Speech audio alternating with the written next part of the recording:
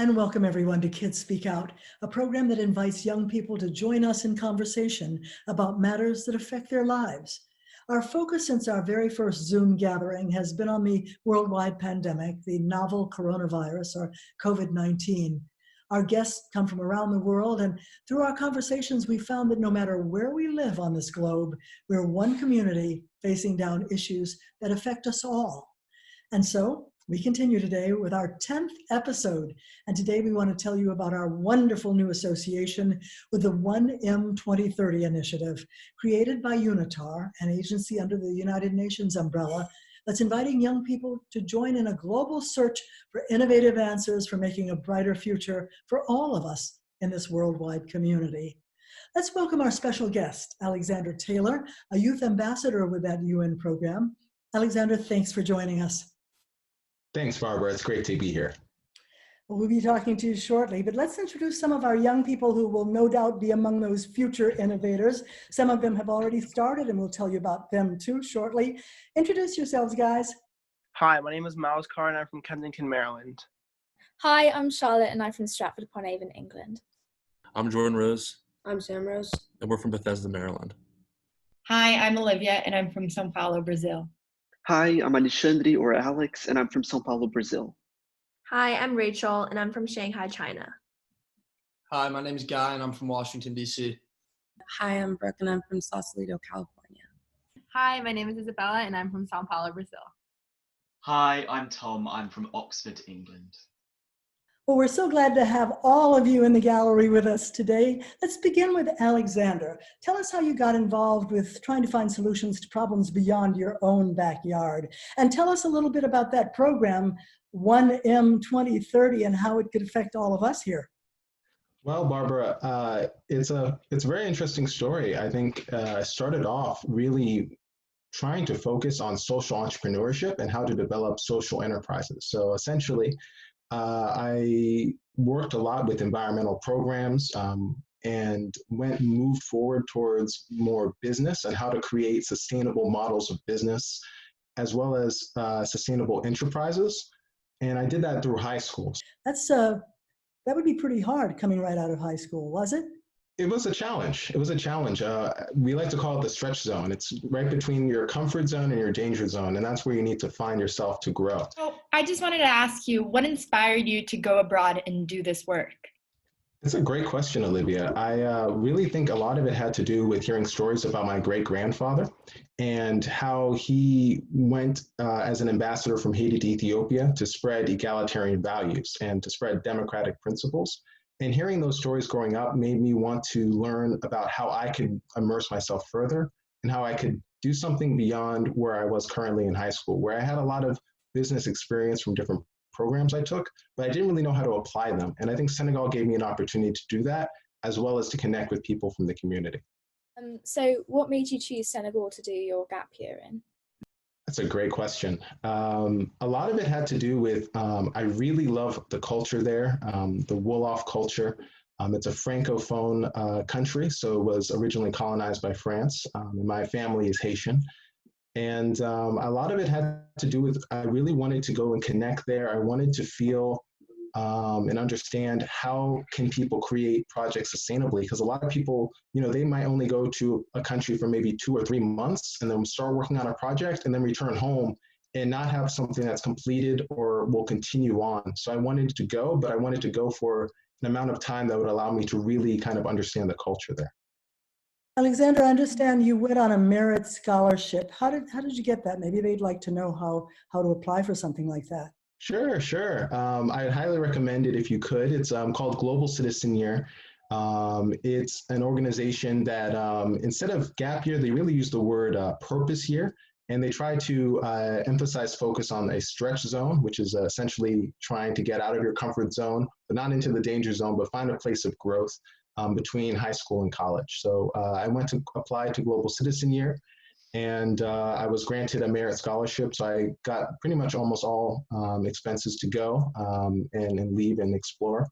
And they took me to the Stanford campus, where we heard a lot of different incredible speakers from all around the world before we went. And it wasn't an immediate process. It wasn't like I was just dropped in my rural area with the host family. It was more of a catch and release where, they'll let you out with your host family for a week and they'll take you back in and talk to you about it and, release you for a longer amount of time until you're comfortable. And are you still in touch with your host family?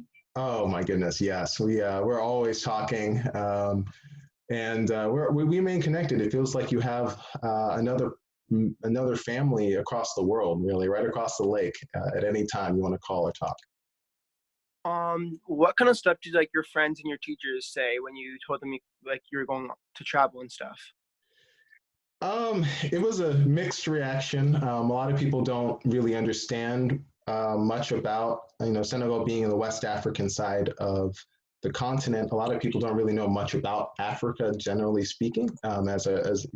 Sometimes it's very marginalized as to be one country, where Senegal is very diverse and it's a very stable, democratic, and peaceful society. So a lot of people were very supportive, especially my teachers. But it took some time for some friends to get to understand what exactly I was doing. That's cool. And so what kinds of things were you expected to do when you got there? Did you have to do some sort of help to the community, or were you just there to observe?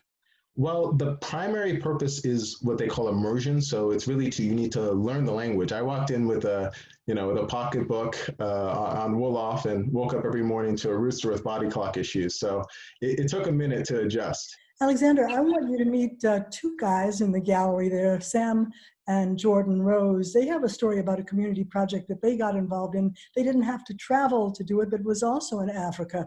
You guys want to tell us a little bit about what you were doing, and so Alexander can hear?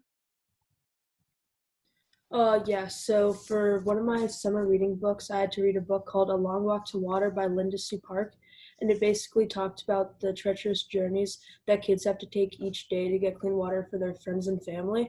And it's really sad because sometimes kids get eaten by alligators in the deep waters of Lake Victoria. So we decided to start a project. Yeah, so to continue off that, we partnered with Global Water Challenge to help raise funds for a village in Western Kenya called Wawaria. And we were able to raise the funds to help spread awareness and to help build a solar pump. So now the village of 2,000 can have clean, accessible water, and they don't have to go through the dangers that Sam mentioned before. I think that's absolutely excellent, Sam. And I think it's so important. I think it's what we are looking for with 1M 2030. Is we're looking for youth leaders that are outreaching, that are generating solutions to global challenges, even if it's on a local level. So I applaud you for the work that you are doing. And I know, at least with Senegal, there were a lot of challenges with water as well. So I understand the level of impact that you can really put or give to someone by providing access to that. So please let me know more, and we should engage around that topic as well further. So Sorry. I just wanted to know, you mentioned how you worked with different schools when you were there. And when you decide on a project, how do you select which one you think is most important or that you have to work with first? Like, how do you prioritize the many different? Sure. Well, a lot of those skills I learned while I was developing my organization, Art of Next Gen, and I start, working on when I was doing work with 1M 2030. But the main skill set that I'm really looking for is the first is sustainability. I want to work on a project that after I leave is still going to be continued on and carried by other members of the community. Oh, sorry, I didn't mean to cut you off. No, please go ahead. I was gonna ask, were there any projects in specific that were memorable to you? Sure. Any projects that were memorable to me with 1M 2030 or within Senegal? Within 1M 2030. Sure. 1M 2030, we've been getting a lot of projects as of recent applied onto our project form, where we basically overview what youth are doing. So some of the ones I recall, we had Avi Schiffman on our last COVID-19 call. If you've heard him on the news, he's 17 years old and has the largest coronavirus tracking site in the world. So he gets millions of views a day and does a lot of work in tracking it even since January, before it was noted as a pandemic. So his project was very notable. Sam and Jordan, how did you raise your funds? Did you go door to door in your neighborhood? So yes, we did a combination of different things. We gave presentations to our school, and we also went door to door in our neighborhood, contact families and friends and other organizations that could help us, such as our local hospital, Sibley in Washington, D.C., and other organizations that can help spread the word to help us out. So there are so many, I guess you're looking for 1 million kids for 2030 to be involved by the year 2030. Is that right? We want a quantity of youth addressing a quality of problems. I've got a question for Alexander. Like, the initiative itself, does it have like a singular goal, whether it's like social mobility or poverty or education or something like that? Or is it a bit more like all-encompassing? Sure. So with the 1M2030 initiative, it's a hybrid. So it's done in partnership with a Swiss organization, the Global Challenges Forum, and with the United Nations Institute of Training and Research. And the goal of it is to reach 1 million youth leaders towards sustainable development goals by 2030. So it's trying to align the 17 goals that the UN wants the world to try to reach, one of them being climate action, in order to, and try to align that to the different projects that youth are doing around the world. Because a lot of what's being found out is it's really the local projects and the community projects that have the largest amount of impact to these goals being achieved. So our goal really is to try to help offer mentorship, to help provide microfinancing, and to help empower and platform young people like me, and that could be high schoolers or college students like myself. Go for it. Again. Just to add to that, I think you said like about climate change. I think like a lot of young people feel quite disillusioned. Like, how is me recycling one straw going to change the whole Kyoto protocol and all of that? And you see that some countries don't necessarily do their thing. Do you think that there's a way that you can inspire kids to kind of understand that small actions add up? It's a good question. I think small action is where it starts, and it does matter. Any ideas about things that you might want to do, guys? Rachel, it looks like you have a question here. Can I answer it for you? Yeah, I have a question. How do you define young people? Well, the organization defines young people as between 14 and 24. But I define youth as someone who's either what we call the millennials or Generation Z, which is the next generation of young leaders. I think it's pretty overwhelming for one person to look at some of the problems that we have in the world and think, oh, maybe I should try to tackle that. But Jordan, you guys decided that here was something that ought to be fixed. And you and your brother decided to just go ahead and try it. What gave you the feeling that this was something you could undertake and be successful doing? Is there any advice you'd like to offer some of us here as well regarding that? So what I think advice I would share is you're not in this alone. I think the biggest thing that Sam and I've learned is having more people help you is the more the merrier. So we partnered with other organizations. We had other adults help us. Like Sam said, the program Learn Served helped us astronomically. We were able to learn how to public speak. We were learn how to market. We were learn how to budget. We were allowed to learn how to do all these things. And by getting other people with higher expertise helping you, then you'll be able to make your venture actually happen. Charlotte, it looks like you have a question over there. Hi, yeah, sorry. You spoke about stretch. I can't remember the exact terminology. Stretch zone? Yes. Stretch zone, yeah. So what kind of experiences that have you had that's kind of really impacted you as a person, and kind of that's translated into your work today? And also, what do you think we can do now? Like, obviously we're all kind of stuck at home, so what can we do to kind of challenge ourselves even now? Even in light of the COVID-19 pandemic, I think there's still opportunities, especially online. If you want to launch a Kickstarter for an idea that you want to do, or maybe just do the research, you can learn a lot of coding. A lot of universities are giving free certificates. There's a lot of coding, opportunity. I think Google had a free program that was out to learn different types of code. And or if you want to learn how to create a business structure, I think you can do all of those things now online, and I think it's more accessible. So now is really the time to sharpen the sword. You've got us thinking about 2030, Alexander, and I suspect that all of our young people have some ideas about where they'd like to be. Anybody want to start that? Guy? Yeah, definitely. So I'm not sure exactly what I want to be doing with my professional career, but I think with a lot of the issues that are going on today, the biggest thing is starting the conversation and keeping people, involved and updated on everything that's going on. So just being able to use my voice and advocate for myself and for the issues that I believe in. That's great. Keeping people informed is the first step towards creating solutions. There's opportunities. You can create a podcast if you want to.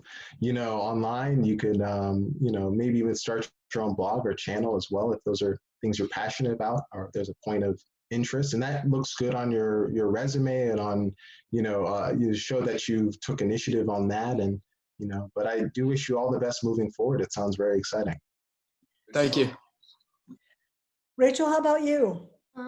I think what I'm seeing from the whole situation right now is we're having a world that is a lot more disconnected from each other, and I just really hope that the world as a whole can come together in the future and just be more understanding of each other. I'd like to be able to kind of create a scheme which helps young people become a bit more, I guess a bit less disenfranchised with politics, because I think a lot of people feel quite alienated. I don't know what I want to be doing for sure yet. Haven't really chosen that yet, but I hope to at least have a job that I enjoy doing and really like, and hopefully to be traveling the world at that point. So next year, I'm an incoming freshman to university, and I'm going to be studying civil engineering and architecture, and I hope to be able to engineer cities to deal with climate change and overpopulation and just make them more accessible for people.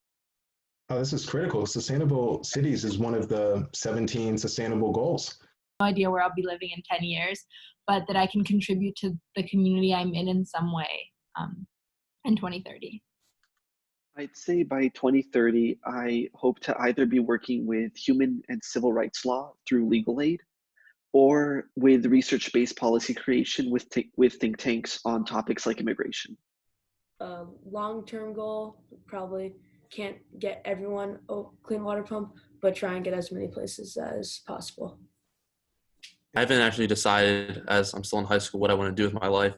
But if I was going to take that route, Sam and I have already partnered with a program called Water Boys, and it's run by Chris Long, who won two-time Super Bowl champion, and that's his charity in the NFL. And Sam and I have a huge sports passion, so potentially in 10 years we can work with athletes across major sports leagues to help with this issue. And Olivia, what about you in 10 years?